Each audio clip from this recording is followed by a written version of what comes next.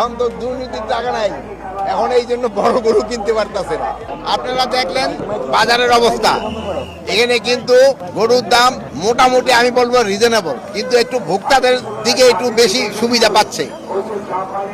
মানে দাম এখানে গতবারের থেকে আমার মনে হলো যে দাম একটু কম। আপনারা কি আমার সাথে এগ্রি করেন কি করেন না? হ্যাঁ, একটু কম মনে হচ্ছে না? এবার দামও কম। বড় গরু কিনতে মানুষ ভয় পাচ্ছে কেন আসলে? অনেকে বলতেছে যে বড় গরু ভয় আগে হলো দুর্নীতির টাকা ভরা ছিল পকেটে, এখন তো দুর্নীতির টাকা নাই, এখন এই জন্য বড় গরু কিনতে পারতেছে না।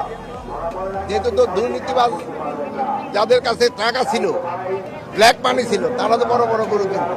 এখন তো বড় গরু কিনা ডিফিকাল্ট। কিন্তু তারপরে আছে আমাদের দেখো সৎ পয়সা আছে, তারা অনেকে বড় গরু কিনবে।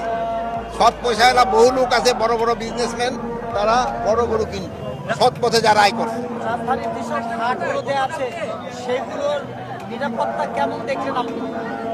আমি তো নিরাপত্তা বাহিনীর প্রধান হিসাবে আমি তো ভালো দেখলাম। আপনারা বলেন কোনো নিরাপত্তার ঘাটতি আছে কিনা? আপনি বলেন নিরাপত্তার কোনো ঘাটতি আছে কিনা? এটা ওই মিটিং এর সময় বলা হয়েছিল, এটা ক্ষেত্রে আমরা বলছি জায়গার জন্য আলাদা ভাড়া নিতে পারবো না।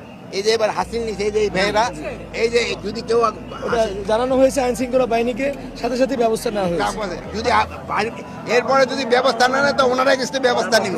রাজধানী আইন শৃঙ্খলা পরিস্থিতি মাশাআল্লাহ খুবই ভালো থাকবে। যেহেতু আমাদের আপনারা সবাই ছুটি চলে গেলেও আমাদের ইউনিফর্ম বাহিনী কিন্তু থেকে যেতেছে, এই জন্য কোনো অসুবিধা হবে না। আচ্ছা, আরেকটা জিনিস সেটা হচ্ছে হ্যাঁ, গাবতলী হাট,